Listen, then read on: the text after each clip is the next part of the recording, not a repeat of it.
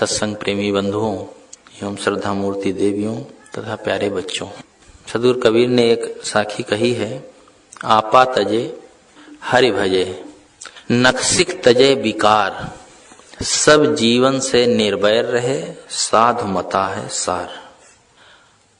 आपा कहते हैं अहंकार को और आपा कहते हैं अपने अस्तित्व को। आपा के कई अर्थ होते हैं, होश को भी कहते हैं। आपा कहते तुम अपने आपा में नहीं हो क्या, मतलब अपने होश में नहीं हो क्या। अपने आप में होना, होश में होना, ये भी आपा के अर्थ होते हैं। लेकिन यहाँ जो बात कही गई है तजने की, छोड़ने की। छोड़ी वही वस्तु जाती है जो विकारी होती है, निगेटिव पक्ष त्याग किया जाता है। तो आपा तजे, तो यहाँ आपा का जो अर्थ, मूल अर्थ है वो अहंकार है, अभिमान। हर मनुष्य को चाहिए अपने जीवन में जो सबसे बड़ा रोड़ा है, किसी भी मार्ग में हो, चाहे परमार्थ हो या स्वार्थ हो, जीवन का सबसे बड़ा रोड़ा अहंकार होता है। अहंकार का खूंटा ऐसा होता है जो हर समय टंडता रहता है। खूंटा जहां गड़ा होता है, इधर से जाओ तो पैर में लग जाएगा, रात हो दिन में भी हो, धोखा खा जाओ पैर में लग जाएगा। ये अहंकार का खूंटा हमारे मन मस्तिष्क में बीचों बीच गड़ा रहता है और ये खूंटा तभी तक पैर में लगता है जब तक हम इसे उखाड़ के फेंक नहीं देंगे। इसलिए अहंकार नहीं होना चाहिए। दुनिया के जितने भी पुरोहित वर्ग है, वो किसी मत मजहब का हो, किसी मत पंथ का हो, हर एक को यह अहंकार है कि हमसे बड़ा ज्ञानी कोई नहीं। दुनिया में ज्ञान सब हमारे पास ही है, मतलब जितनी अकल है, जितनी बुद्धि है, सब हमारे पास है और उस बुद्धि का ही दुरुपयोग लोग करते हैं। मैं उसमें पढ़ाई कर रहा था तो एक लड़का था, तथाकथित ब्राह्मण कही जाने वाली जात में जन्म लिया। अब ऐसी जगह जन्म लेने में ही उनका दिमाग जो है नौनेजा ऊपर चढ़ जाता है। उसका छोटा बच्चा भी हो तो भी बड़े बड़े बुजुर्ग कहते हैं पंडित जी पाए लागी। 10 साल का लड़का है, 80 साल के बूढ़े हैं तो कहते हैं पाए लागी। अहंग हो जाता है बचपन से ही कि अरे हम तो सबसे बड़े हैं, इतने बड़े बूढ़ों से भी बड़े हैं, क्योंकि बूढ़े जो हमारे पैर लग रहे हैं। ये अहंग का जो खूंटा है पहले से गड़ जाता है। तो हमारे अहंग में एक दिन कहा कि दुनिया में जब तक मूर्ख रहेंगे तब तक हम लोग हल थोड़े चलाएंगे। हमने कहा वाह, लेकिन अभी कुछ ही साल बीते होंगे, 10-15 साल 20 साल हुए, 20 साल नहीं, कम से कम 25-30 साल हो गए। मैं देखता था कि जूते की दुकान वो किए हैं, तो सबके पैर पकड़ करके ही तो जूता पहनाया जाता है। सबके पाए लग रहे हैं, पैर पकड़ करके जूता पहनाते हैं, सेट करते हैं, तो सबके पैर लग रहे हैं। अहंग होता है। अहंग का मर्दन आदमी का नहीं होता है, इसीलिए और वो बढ़ता जाता है। अपनी बुद्धि को इतना बड़ा मान लिए हैं और वास्तव में कि दूसरे लोग ये मन में भावना कर लेते हैं हमसे बढ़कर कौन है। अपने अहंकार में, अहंकार होता भी किस चीज का है, धन का होता है, पद का होता है, विद्या का होता है, यही सब अहंकार है। ज्यादा धन है उसका अहंकार हो जाएगा। कोई गांव का मुखिया है, बड़ा बुजुर्ग या कोई सेठ है, उसको अहंग होता है कि हम बड़े हैं, और इन्हीं को बड़ा भी कहा जाता है। और ऐसे लोग अपना वर्चस्व बनाए रखने का हर समय दम भरते रहते हैं। वो किसी छोटे की बात नहीं सुन सकते हैं, उसकी मर्यादा नहीं रख सकते हैं, और गलत कार्य भी करेंगे तो उसमें भी अहंकार होगा। ठकुराई जो है जाती नहीं है, कहते हैं रस्सी जल जाती है लेकिन ऐठन नहीं जाती है। तो ये ठकुराई पना, ठकुराई मतलब ये नहीं कोई ठाकुर है वही ठकुराई करता है। जो अपने वर्चस्व को कायम रखने के लिए दबाव डालता हो, ये ठकुराई है। कहते हैं एक ठाकुर जी थे, बच्चों के लिए कहानी भी सुना दें। उनकी आदत थी कहीं खेत वत में जाए तो वहां आलू बोए रहे, तो उसमें से जाए तो टट्टी, तो उधर टट्टी से लौटे तो लोटा में 4-6 आलू खोद करके रख लें, हाथे से निकल जाते हैं, और फिर आए अपने यहाँ कौर में आग में भून के खाएं। तो वो जो खेत वाला था किसान, उसने देखा इसमें रोज आलू कुछ 2-4 निकले हुए रहते हैं, खोदे कौन ले जाता है, कोई आता भी नहीं, दिखता भी नहीं। तो उसने सोचा कि पता लगाना चाहिए, तो एक दिन चुपचाप छिपकर बैठ गया। ठाकुर जी आए तो टट्टी तो कहीं दूर से करके आए थे, उस खेत में जा करके बैठ गए और आलू खोदने लगे। वो उठ करके सामने आया, कहा ठाकुर साहब ये तो बात ठीक नहीं है। कहा चुप, मैं टट्टी कर रहा हूं कि? कहा हुजूर कहाँ टट्टी कर रहे हैं? तो उधर उधर देखा, कहा ये देखो पड़ी क्या है? कहा ये तो सूखी टट्टी है। मैं ठाकुर हूं, मैं सूखी हग्गू चाहे गीली? उधर ठकुराई है कि हम ठाकुर है, चाहे जैसे करें, सूखी के चाहे गीली। कर रहे क्या थे? आलू खोद करके अपने लोटा में भर रहे थे। कर चोरी रहे हैं, लेकिन अहंकार इतना है कि हम चाहे जो करें, चाहे जैसे रहें। ये अहंकार का खूंटा सबके अंदर ठुका रहता है। घर में गए, उनके बच्चे खेल रहे थे और पड़ोसी के बच्चे सब खेल रहे थे। संयोग से खेलते खेलते एक गधा उन बच्चों से मर गया। सब लोग दौड़ करके गए पंडित जी के पास। पंडित जी की ठकुराई भी अपनी होती है, पोथी पत्रा लेकर के ठकुराई करते हैं। उनके शारीरिक शक्ति नहीं होती है तो पोथी की शक्ति को सामने रखते हैं। पंडित साहब बहुत गजब हो गया कि बच्चे खेल रहे थे, खेल खेल में ही एक गधे को पीटते रहे, पीटते पीटते वो गधा मर गया। अब क्या बड़ा पाप लगेगा? तो उन्हें कहा अरे बड़ा गजब हो गया, किसी प्राणी को मारना ये तो बड़ा पाप है, ये तो आप सबको पूजा कराना पड़ेगा, गंगा नहाना पड़ेगा, ये करना पड़ेगा, वो करना पड़ेगा, ये सब करना पड़ेगा, बड़ा मुश्किल हो गया, गधे को कैसे मार दिए? तो उसने कहा लेकिन पंडित जी एक बात और है, उसमें जो आपका लड़का संतोष है ना वो भी रहा। कहा मेरा ही लड़का था। तो उन्होंने पत्रा उत्तरा खोला तो कहा देखो भाई, जहां संतोष तहां गधा मारे कोई नहीं दोष। मतलब हमारा लड़का है तो उसमें गधा मर गया तो कोई दोष नहीं है। ये है उनकी ठकुराई। मतलब अपने पर जब वो विपत्ति आए तो कोई दोष नहीं, उनके पर कभी ग्रह टेढ़ा नहीं होता है। किसी पंडित के यहाँ आप देखे होंगे कभी ग्रह टेढ़ा हुआ? पंडित का कोई लड़का 27 में पड़ा है, क्योंकि 27 में तो दूसरे को डाल रहे हैं, पूजा लेना है, कोई पढ़ता उड़ता कुछ नहीं है, लेकिन पूजा लेना है तो दूसरे से लेंगे कि अपने से लेंगे। ये सारे नियम कानून दूसरों के लिए होते हैं, अपने लिए नहीं होते हैं। मैं कह रहा था कि हर मजहब का, हर मत का पुरोहित ये ठकुराई करता है। अहंग होता है कि हमसे बड़ा होशियार कौन है। इसलिए आपा तजें, हमारे अंदर का जब तक अहंकार नहीं मिटेगा, हमारे अंदर से सांप्रदायिकता का अहंग नहीं नष्ट होगा, तब तक हम किसी मार्ग में आगे नहीं बढ़ सकते हैं। इसलिए अहंकार ना हो। घर परिवार में हम जहां रहते हैं वहां भी विनम्रता की आवश्यकता है, व्यवहार में भी विनम्रता की आवश्यकता है। धर्म के क्षेत्र में तो इतनी ऐठन है कि हमारा धर्म बड़ा, हमारा मजहब बड़ा, हमारे महापुरुष बड़े, हमारी मान्य पुस्तक बड़ी, अपने को या अपनी जो भी मान्यता है सब वही बड़ा है, उसी की श्रेष्ठता दिन रात गाते रहते हैं और लेना देना कुछ नहीं। महापुरुषों की केवल हम गाथा गाते हैं। हमारे श्री रामचंद्र जी ऐसे थे, हमारे श्री कृष्ण भगवान ऐसे थे, सब इनकी कथा गाथा गाएंगे, लेकिन क्या उनके जीवन से हम कुछ अपनाते भी हैं? उल्टा ही करते हैं। एक जगह रामायण का पाठ हो रहा था, अखंड रामायण। वो जब खत्म हो गई तो एक मित्र उधर से निकले, कहा मित्र तुमने अखंड रामायण कराई, क्या बात है? कहा अरे कहा कुछ नहीं, ऐसे ही। ना ऐसे तो नहीं, कोई कुछ करता है ना तो इसके पीछे हेतु तो जरूर होता है। अरे है तो क्या था, छोटे भाई से मुकदमा चल रहा था, सोचा था कि मुकदमा में विजय हो जाएगी तो एक बार अखंड रामायण करा देंगे।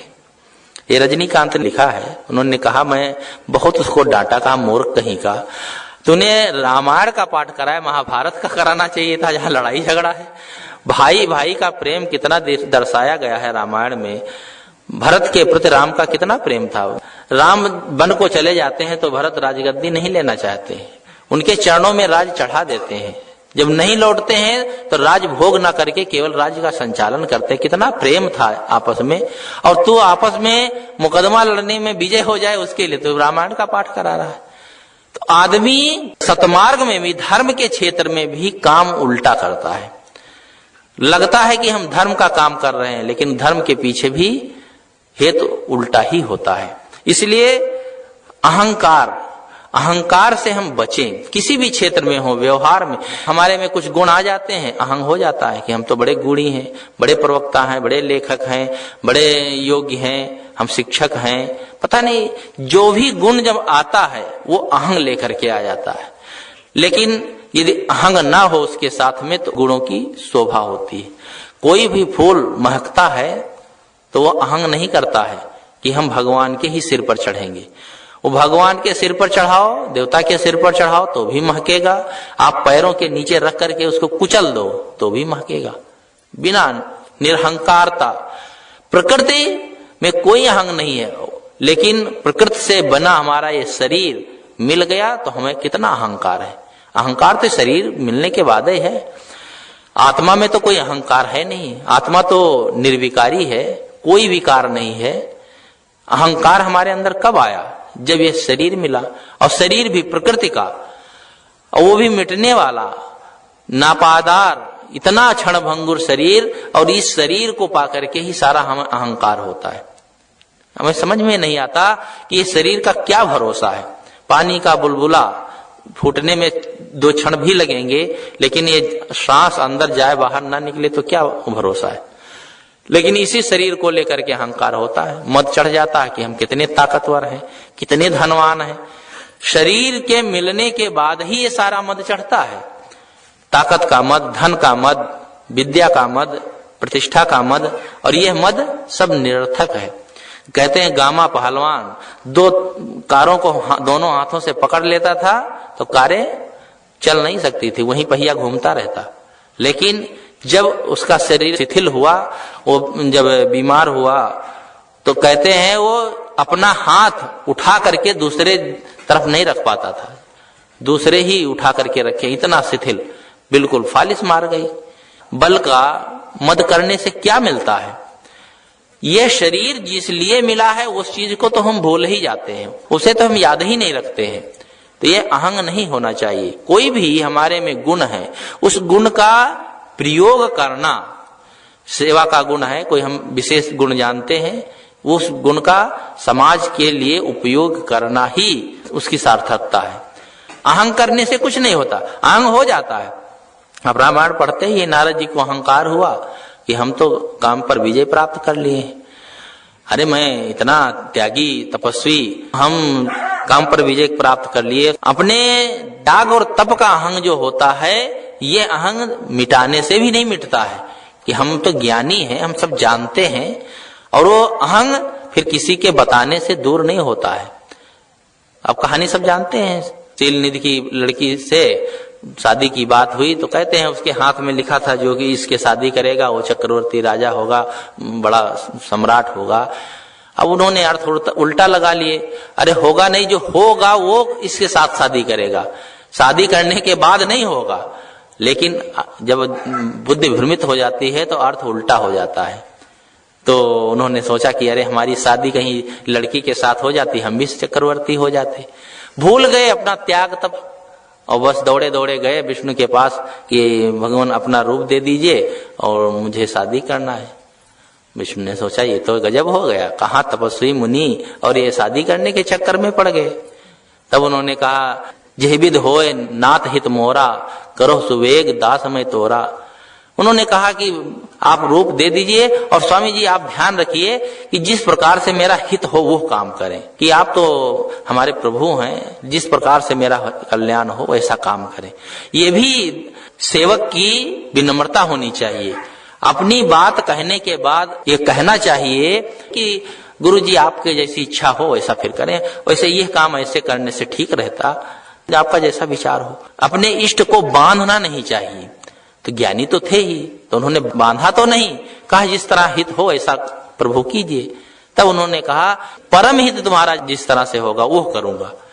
अब वो कैसे, तो वो संसार के जाल में डाल देते, फिर उनका जैसा परम हित होने वाला था वैसे उन्होंने कर दिया, बंदर का मुख कर दिया। ये तो सब कहानियां हैं, बंदर का मुख नहीं, कोई किसी का मुख बंदर का नहीं कर सकता, जैसा मुख होगा वैसे रहेगा। बंदर का कैसे कर देगा, कोई चेहरा थोड़े बदल देगा, लेकिन उसके अंदर भाव जो छिपा है उस भाव को हम नहीं देखते। भाई जो आदमी जो काम करता है उसकी वैसे ही उपमा दे दी जाती है। अब वहां गए तो लड़की इधर से आ रही तो वहां कूद के बैठ जाते हैं, उधर गई लड़की तो उधर कूद के बैठ गए कि बरमाला हमको पहना दो। तो बंदर का ही काम तो है कूद कूद करके इधर उधर बैठना लड़की से बरमाला पहनने के लिए। तो उनका मान लो चेहरा बंदर जैसा हो गया। बंदर भोगी होता है, कामी होता है, तो मन में कामना उत्पन्न हो गई तो चेहरा बंदर का ही तो हो गया। अब आदमी जब गलत करता है तो कहते तो बड़ा शैतान है क्या, तो शैतान कोई शैतान राक्षस थोड़े हो जाता है। उसकी उपमा वही दी जाती है जो कृत्य करता है। तो उस समय उन्होंने ऐसा ही कृत्य किया तो कहे इनका मुंह बंदर का हो गया। तो ये कहानी समझाने के लिए है कि यदि हम अहंकार करेंगे तो हमारा भी चेहरा वैसे ही हो जाएगा। कहने का मतलब है किसी भी क्षेत्र में हो, चाहे वो धर्म के क्षेत्र हो, ज्ञान के क्षेत्र में हो, साधना के क्षेत्र में हो, और चाहे व्यवहार में हो, गृहस्थी में हो, अहंग सबको ले डूबता है। चाहे जितना धनवान हो, रावण धन में कम नहीं था, विद्या में कम नहीं था, हर चीज में पारंगत था। यदि तुलना की जाए तो श्री राम से हर चीज में रावण आगे रहा। श्री राम तो जात पात के आधार पर देखा जाए तो ये क्षत्रिय थे, वो ब्राह्मण कुल में उत्पन्न हुआ था। ये तो राजपुरुष थे केवल और निकाले गए थे, वनवासी थे। उस समय कोई राजा भी नहीं थे और लंका का राजा था। उसके पास कितनी बड़ी सेना थी और इतना बलवान था कि उससे थरथर लोग कांपते थे। जब श्री राम को विश्वामित्र लेने आए हैं कि हमारी यज्ञ में सहायता करें, तो दशरथ ने कहा अरे राम तो अभी 16 वर्ष से भी 16 वर्ष से भी कम है, उनको क्या ले जाओगे, मैं चलता हूं, मैं आपकी यज्ञ की सुरक्षा करूंगा। भाई एक बात है, रावण यदि आ जाएगा तो मैं नहीं कुछ कर पाऊंगा। मतलब दशरथ भी रावण से डरते थे, जबकि चक्रवर्ती सम्राट रहे तो भी वो डरते थे रावण से, इतना वो ताकतवर था और चारों वेदों का ज्ञाता था, पंडित था। महादेव को उसने मनाया था सिर काट काट करके। सिर कोई काट करके रख देगा तो फिर वो जीवित नहीं रहेगा, ये भी उपमा अलंकार में कहा जाता है। सिर काटना यानी इतना बड़ा अहंकारी भी, लेकिन अपने इष्ट देव के समक्ष अपने सिर को झुका दिया और इष्ट देव को प्रसन्न कर लिया था, फिर उनसे वरदान लिया था। तो कुल मिलाकर के हर चीज में रावण आगे था, लेकिन एक उसमें दोष, अहंग का दोष। अहंकार इतना था कि किसी की सुन नहीं सकता था। उसने कहा मैं टूट सकता हूं लेकिन झुक नहीं सकता हूं। अब मैं सीता को ले आया हूं, वापस नहीं कर सकता हूं। मंदोदरी ने समझाया, सबने समझाया, उनके स्वजनों ने कि वापस कर दो, ये बड़ी गलती कर रहे हो। राम कोई साधारण व्यक्ति नहीं है, उनसे पार नहीं पाओगे, मैंने सब सुना है। कहा आप चाहे जो हो, चाहे साक्षात भगवान ही क्यों ना हो, लेकिन मुझे अब उनसे युद्ध करना है। मैं झुक नहीं सकता, टूट सकता हूं। कहां किसी की सुना। ये अहंकार का खूंटा जो था वो मजबूती से गड़ा रहा। सबने समझाया, कहां माना। और वही कारण हुआ कि वह आज अपमानित हो गया। भले ही दोष दोनों तरफ था। रामायण की अगर समीक्षा की जाए तो रामायण में केवल एक ही व्यक्ति का दोष नहीं है। जो जो भी गलती किए हैं सबका अपना अपना दोष है, अपने अपने गुण हैं। समीक्षा की जाए तो बहुत में गुण दोष निकलेंगे। जब शूर्पणखा गई थी श्री राम के पास, जैसे कहानी उसमें लिखी गई हो, पता नहीं दूसरे ढंग से भी हो, तो उसने कहा आपके साथ मैं शादी करना चाहती हूं। तो राम ने कहा लक्ष्मण के पास चले जाओ। ऐसा मजाक क्यों किया, वो जानते नहीं थे कि लक्ष्मण की शादी नहीं हुई। तो लक्ष्मण के पास गई तो उसने कहा अरे मेरी शादी हो गई। बस इधर उधर गई, बस उसने अपना भयंकर रूप बनाया और उन लक्ष्मण ने उनके नाक कान काट लिए। बताओ, कोई लड़की किसी के पास जाए, कहे मैं शादी करना चाहती हूं, तो नाक कान काटने क्या प्रयोजन है भाई। कद हम नहीं करेंगे, या मेरी शादी हो गई है, उसको परेशान करके नाक कान काट लो। हालांकि पता नहीं नाक कान काटे या केवल ऐसे उपमा दे दी गई, या उसकी बेइज्जती कर देना भी नाक कान काट लेना है, तो बेइज्जती भी नहीं करना चाहिए। तो ये कहीं ना कहीं चूक तो हुई, उसके बदले में रावण उबल गया, और उसका बदला लेना चाहा। भाई एक साधारण आदमी कुछ भी नहीं कर सकता है, अगर उसकी बहन की बेइज्जती कोई करे तो उबल नहीं जाता है, वो अपन मरने मारने पर तैयार हो जाता। फिर रावण इतना बड़ा राजा, वो भी उबल सकता था। रामायण में देखा जाए तो हर जगह अपने अपने ढंग से गुणदोषमय है, इसलिए उसमें समीक्षा करनी चाहिए। फिर उसने गलती की और गलती सीता को हर ले गया था। भाई बहन को बेइज्जती की है तो उसने सीता को हर लिया। राजनीति में भी यही बातें होती हैं। श्री राम ने जो इतनी बड़ी सेना तैयार की और लंका पर विजय की तो ऐसे नहीं कर ली, उसमें भी अपनी राजनीति थी। बिना साम दाम दंड भेद के राजनीति नहीं चलती है। जैसे ही विभीषण आए उनका राज तिलक कर दिया, लंका का राजा बना दिया और कहा तुम आज से लंका के राजा हो, रावण को मार के तुम्हें गद्दी पर बैठना पक्का है, तुम तो गद्दी पर बैठना ही है। तो ये कूटनीति होती है राजनीति में कि उसको अपने पक्ष में कर लेना। वो तो रावण जिंदा था, कहां से राजा बन गए थे, लेकिन दूसरे को अपने पक्ष में कर लेना। दूसरे लोग संदेह कर रहे थे कि अरे दुश्मन का भाई है, पता नहीं क्या करे। नहीं नहीं, दुश्मन का भाई है लेकिन वो अपनी तरफ मिला लेना है। उन्होंने ऐसी अपनी युक्ति चली कि दुश्मन के भाई को यदि हम मिला लिए तो समझ लो उस पर विजय कर लिए। लेकिन इसके जो विचारक हैं उसको कहां अच्छा माने। घर का भेदी लंका ढावे विभीषण के लिए उपमा दे दी गई। अच्छा नहीं माने कि अपने भाई के साथ दगा करने वाला घर का भेदी लंका ढावे की उपमा विभीषण को मिल गई। इसलिए कोई भी काम होता है उसमें भी अपनी एक स्वार्थ सिद्धि होती है। तो हर प्रकार से पूरी रामायण में जो यदि समीक्षा की जाए तो अपने अपने ढंग से कुछ पात्रों ने राजनीति का क्षेत्र लेकर के, कुछ धर्म का क्षेत्र लेकर के, सबने अपना अपना ढंग अपनाया है। जब बाली को श्री राम ने मारा तो बाली को विश्वास नहीं था कि श्री राम हमको मार सकते हैं, कि वे इतने बड़े नीतिज्ञ आदमी वो हमें क्यों मारेंगे।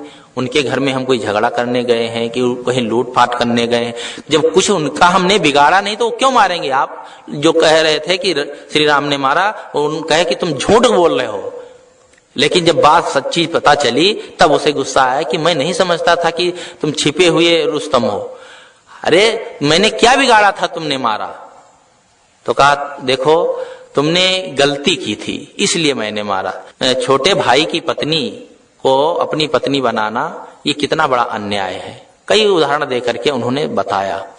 तो गलती कहीं भी कोई करे तो उसका फल मिलता है।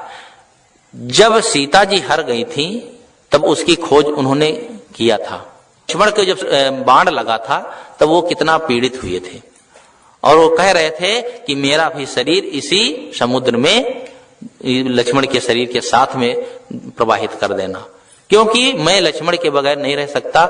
मेरा भाई मर गया और अयोध्या जाएंगे तो लोग क्या कहेंगे। कहेंगे भाई को लेकर के गए और वहां पर पत्नी के पीछे मरवा डाले, इसलिए मेरा भी शरीर उसी में प्रवाहित कर देना। उनको इस बात का इतना ज्यादा दुख रहा। लेकिन जब बाली को मारे तब तारा को उपदेश देने लगे। क्षिति जल पावत गगन समीरा पंच रचिते आधम शरीरा। उपदेश तो बिल्कुल सही है, लेकिन जब वही अपने ऊपर आता है ज्ञान लुप्त हो जाता है, लेकिन जब दूसरे पर आता है तब ज्ञान उभर आता है।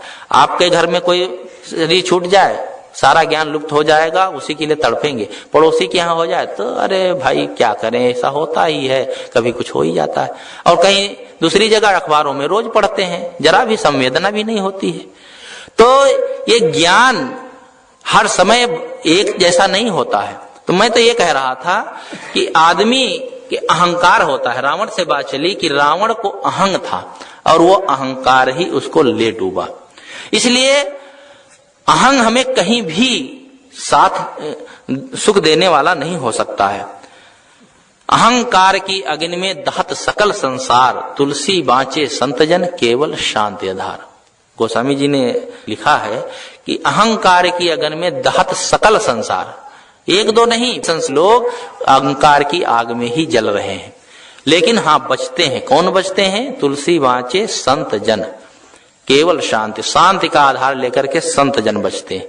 संत जन का मतलब नहीं है जो वेशधारी हो जाते हैं, जिनके जीवन में संतत्व आ जाता है, वो कोई भी हो, संत तो बहुत दुनिया में हुए हैं जिन्होंने ऐसा ऐसा काम किया है, गृहस्थी में रह करके संतत्व की पराकाष्ठा को पहुंचे। संत तुकाराम, पता नहीं कितने कितने नाम लिए जा सकते हैं, लेकिन ये जीवन में अपने संतत्व का काम किए। संत किसे कहते हैं? गुरुजी ने एक पुस्तक लिखी छोटी सी, उसका पहला वाक्य लिखा कि जो दुखी नहीं होता है वो संत होता है। इसमें कोई संप्रदाय की बात नहीं। दुखी ना हो, संसार के उहापोहन में, प्रतिकूलता अनुकूलता में, सुख दुख में जो किसी प्रकार से आंदोलित ना होता हो, पीड़ित ना होता हो, वह संत है। वो कहीं भी रह करके रह सकता है, कहीं भी रह करके अपना काम कर सकता है, और आंदोलित ना होना ही साधना है। हमारे जरा सी फोड़ा हो गया हम चिल्ला रहे हैं, बुखार आ गया तो रो रहे हैं, जरा सा कोई नुकसान हो गया है तो भुन भुन रो रहे हैं कि ये नुकसान हो गया, क्या बताएं ये नुकसान हो गया, 10 रुपया गिर गए हैं तो उसी के लिए भुन भुन कर रहे हैं। छोटी छोटी हानि में, छोटे छोटे वियोग में हम पीड़ित होते रहते हैं।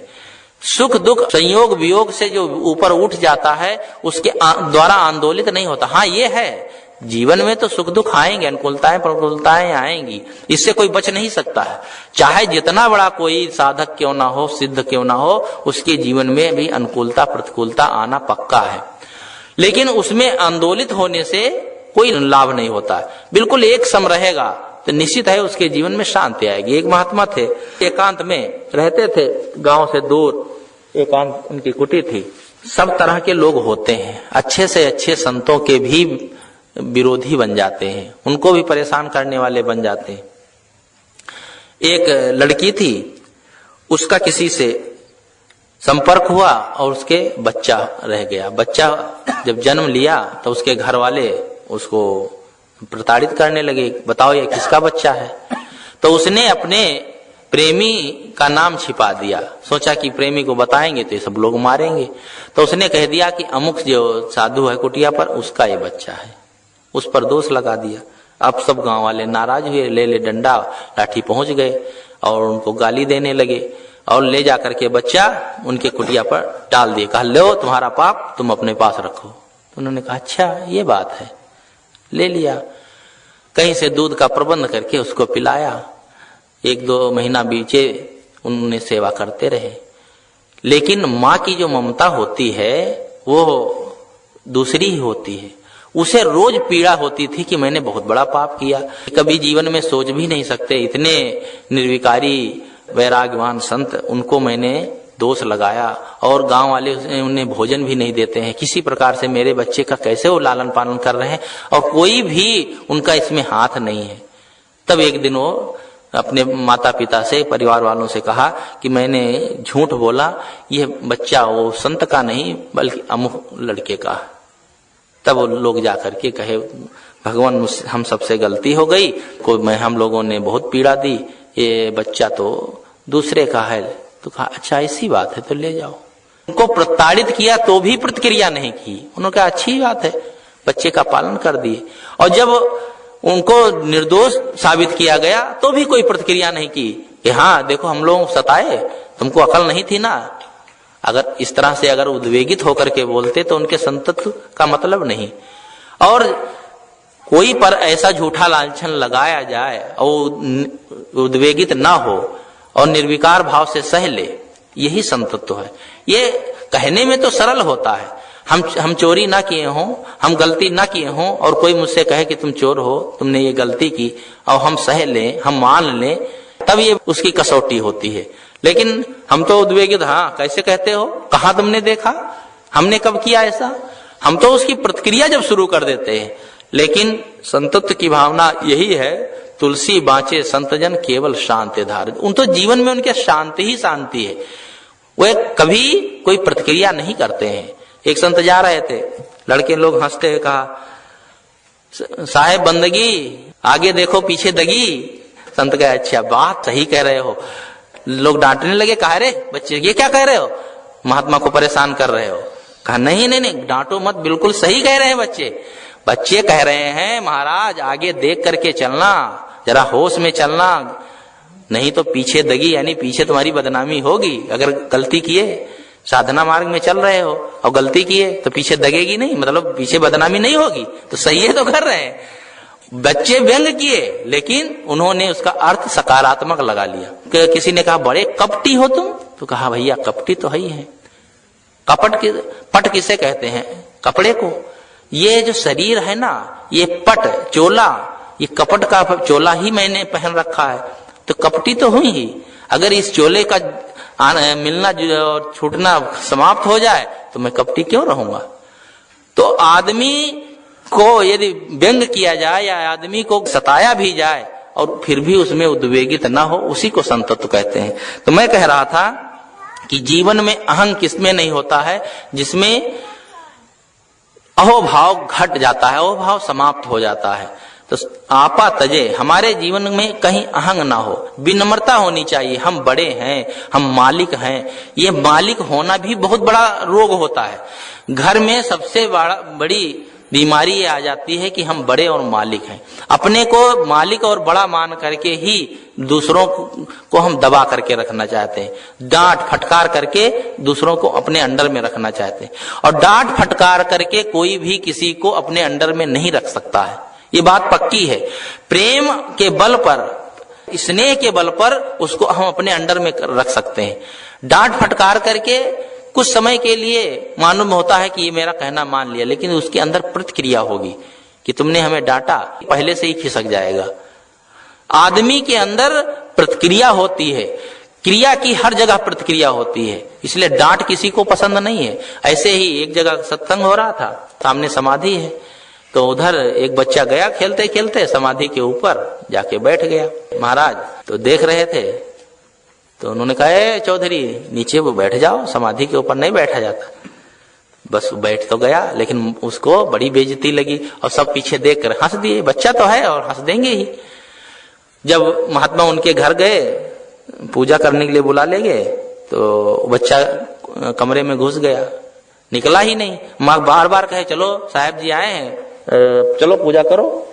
कहा मैं नहीं जाऊंगा। सबके बीच में वो कह दिए चौधरी नीचे बैठ जाओ, सब हंस दिए, मैं नहीं जाऊंगा। देखो, एक छोटे बच्चे को भी अपने मान का एहसास होता है।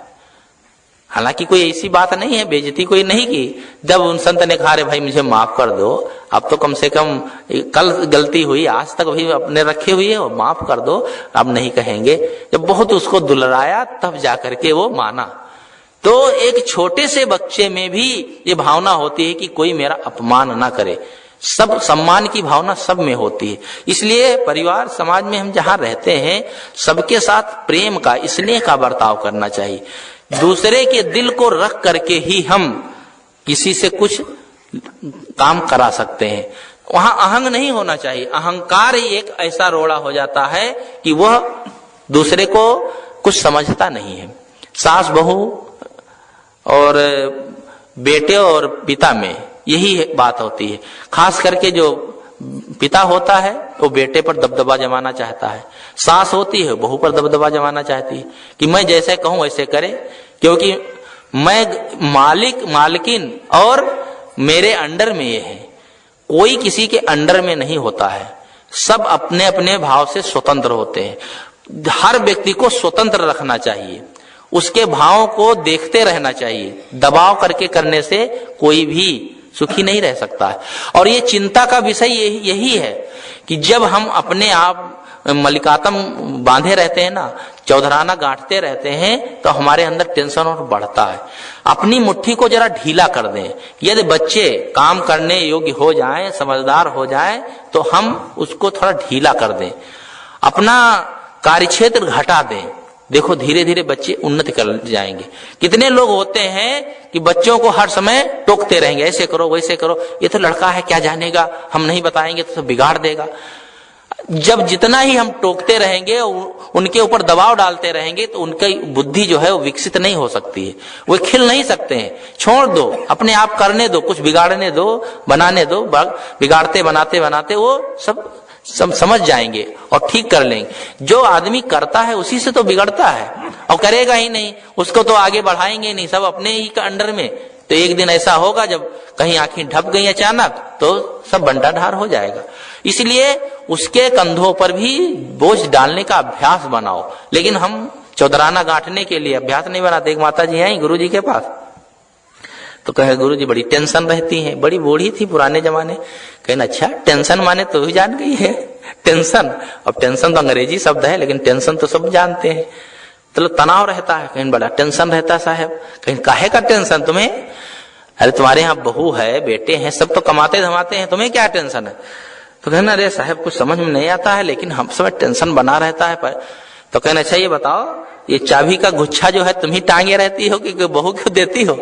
कहा नहीं साहब, अगर बहू को देते हो तो गड़बड़ कर देगी। कहा टेंशन यही है ना, ये चाबी का गुच्छा। कहा चाबी गुच्छा कैसा टेंशन? कहा चाबी गुच्छा बहू को सौंप दो और किनारे बैठ जाओ, टेंशन तुम्हारा खत्म। ये हर समय जो गुच्छा लिए घूम रही हो कि हम वो तिजोरी खोलेंगे तो 10 रुपया निकालेंगे तब देंगे, जब बहू मांगेगी दाल छौंकना है तब चम्मच भर के निकाल देगी। अरे छोड़ दो गुच्छा, वो खाने दो। अरे एक दिन पाव भर थोड़े खा लेगी, 2 चम्मच खा लेगी, कितना होगा? तुम मलकातम बंद करो। कहा साहब तुम तो कहते हो सब बिगड़ जाएगा। कहा तो फिर लिए लादे रहो, मरने के बाद इसको लाद के ले जाना। आदमी अपने मन में कितना अहंग पाले रहता है। तो साहब कहते हैं आपा तजे, अहंकार का त्याग करें और हरि भजे। दूसरी बात है हरि का भजन करना। हरि के तो ऐसे बहुत अर्थ होते हैं। शब्दकोश में हरि के 20-22 अर्थ लिखे गए हैं। हरा हरा, हरि माने बंदर, हरि माने विष्णु। वैसे जो रूढ़ अर्थ है वो विष्णु के लिए है, लेकिन हरि का जो लाक्षणिक अर्थ होता है, हरि का अर्थ होता है जो हरण करे, हरण करने वाला। हमारे अज्ञान को कौन हरण कर सकता है? हमारे अज्ञान को हरण करने वाले सदगुरु हैं। सदगुरु ही हमारे अज्ञान को हरण कर सकते हैं, और दुनिया में कोई अज्ञान को हरण करने वाला नहीं है। अज्ञान को भरण करने वाले जरूर हैं और अज्ञान को बढ़ा देने वाले, भटकाने वाले दुनिया में बहुत मिलेंगे, लेकिन भटकाव से बचाने वाले संत ही हैं। कि संत सहायक जीव के संत ही पार लगाए, औरन से या होए नहीं जो भ्रम भूल भगाए। भ्रम भूल को दूर करने वाले दूसरे नहीं है। ये संत की श्रेणी में ही सदगुरु आते हैं। सदगुरु कोई अलग से नहीं होते हैं। जो दूसरों के जीवन का भार ले लेता है उसे ही हम सदगुरु कहते हैं। संत जो पूरा धुल चुका होता है, संतत्व जिसके आ जाता है, फिर वही सदगुरु कहलाता है जब दूसरों का भी भार वो ले लेता है। और वही संत जो है जीवन में सबके जीवन को सही दिशा में ले जाने वाले होते हैं। तो हरि भजे, हरि का भजन करना यानी अज्ञान को दूर करने वाले सदगुरु संतों का भजन करना। भजन करने का मतलब है उनकी सेवा करना, उनकी आज्ञा का पालन करना, उनके निर्देशों के अनुसार चलना। हम केवल गाते रहें, गाने से कुछ नहीं हो जाता है। हम ढोल मंजीरा ले लें, चौराहे पर गाते रहें जय रामेश्वर। मान लो हमारे पिता का नाम रामेश्वर है, जय रामेश्वर जय रामेश्वर, रात भर गाएं, और पिताजी कह दे चले जाओ अमुक काम है, तो हम उसका कहना कुछ ना माने। तो रामेश्वर रामेश्वर रात भर गाने से कुछ लाभ होगा? हम भगवान का नाम दिन रात ढोल मंजीरा लेकर के पीट रहे हैं, और उसमें जो उन्होंने निर्देश किया है उसको हमको बिल्कुल नहीं मानना। बस केवल ढोल मंजीरा हम पीटते रहते हैं। तो क्या मतलब होता है? वो जो हम गा रहे हैं, जो कीर्तन कर रहे हैं, जो भजन गा रहे हैं, जो हम पढ़ रहे हैं, सुन रहे हैं, उसको तो कम से कम जीवन में आचरित करें, तब तो गाने का मतलब होता है। नहीं तो कुछ नहीं, केवल बस अपने मनोरंजन भर होगा और उससे कोई और लाभ नहीं होने वाला। इसलिए सदगुरु की शरण में जाकर के उनका भजन करना, उनकी सेवा करना। सेवा से ही मेवा मिलता है, ये कहावत है। पथिक जी ने कहा है उन्नति का साधन सेवा है, इससे ही आत्म शुद्धि होती, पर लोभी मोही अभिमानी सेवक पद पाना क्या जाने। सेवक पद पाना कितना ऊंचा होता है। आज आप देख लें, जितने श्री राम के मंदिर नहीं होंगे उससे ज्यादा आप हनुमान के मंदिर पाएंगे। और हनुमान कौन थे? सेवक थे। उन्होंने सेवा की, चरणों में बैठते थे। चरणों में बैठने वाला, सेवा करने वाला इतना महान हो गया, इतना विख्यात हो गया कि पूरे संसार के लोग उसे पूजने लगे। तो सेवक पद पाना कोई सरल नहीं होता। सेवक पद पाने में अपने अहंग को गलाना पड़ता है। इसलिए लोभी मोही अभिमानी होंगे वे सेवक पद नहीं पा सकते हैं। और जीवन में यदि कोई उन्नति होती है तो सेवा के बल पर होती है, किसी के प्रति समर्पित होने से होती है। ऐसी घटनाएं भी घटी है, यही सच्ची घटना है। 2 बच्चे थे, तो उस गरीब परिवार में थे। उसकी माँ किसी प्रकार से उनका लालन पालन करती थी। बच्चे थोड़ा बड़े हुए 8-10 साल के, तो उनके मन में हुआ कि हम भी कुछ कमाएं, माँ का सहयोग करें। बच्चों ने कहा कमाने के लिए हम लोग जाना चाहते हैं। तो माँ ने कहा नहीं बेटे, अभी तो तुम छोटे हो, कहाँ जाओगे। तो रतलाम जंक्शन पड़ता है, रतलाम स्टेशन, हाँ एमपी में पड़ता है, वहीं से उनको जाना था। तो ट्रेन वहीं बदलना था। तो वहीं पर एक पुजारी मिल गया, देखा बच्चे तो बैठे हैं, बच्चों से बात किया, कहाँ जा रहे हो, कहा बंबई जा रहे हैं कमाने के लिए। तो उस पुजारी ने कहा ऐसा है कि तुम बंबई जाओगे, भटक जाओगे, ये तो माया की नगरी है, ऐसा करो एक मंदिर है, वहां पर तुम सेवा कर देना, साफ सफाई झाड़ू पोछा कर देना और वहीं पर रहो, तुमको मैं वेतन भी दे दूंगा और पढ़ाई लिखाई की व्यवस्था भी कर दूंगा, इसीलिए तो कमाने जा रहे हो, कमाने के लिए पैसा की व्यवस्था मैं कर दूंगा। बच्चे ने सोचा ठीक है भाई, वे वहीं पर रह गए, उनके खाने पीने की व्यवस्था कर दिया, रहने की व्यवस्था कर दिया और मासिक वेतन भी कुछ दे दिया करता था। वहीं वो मंदिर में पूजा वूजा कर लेते थे और जब कोई संत महात्मा आते तो सत्संग सुनते। एक महात्मा आए तो 1 महीना तक उनके सत्संग किया और सेवा करते रहे। महात्मा जी विचारवान थे, उन्होंने बहुत उनके जीवन जीने के जो मूलभूत चीजें होती हैं उनको वो उपदेश किया। बच्चे बड़े प्रसन्न हुए। महात्मा जी जब जाने लगे, कहा अब तो भाई बेटा मैं जाता हूं, तो बच्चों का भी मन नहीं लगा, उन्होंने कहा अब मैं बंबई जाता हूं। लेकिन वो महात्मा की सेवा करने के बल से उनको ऐसा अच्छा ज्ञान हो गया था, नैतिकता का ज्ञान हो गया था, ईमानदारी से कमाना, कैसे जीवन जीना, जीवन जीने की मानो कला सीख ली। वे गए बंबई में तो वही पत्रिकाएं खरीद करके प्लेटफार्म पर बेचते रहे।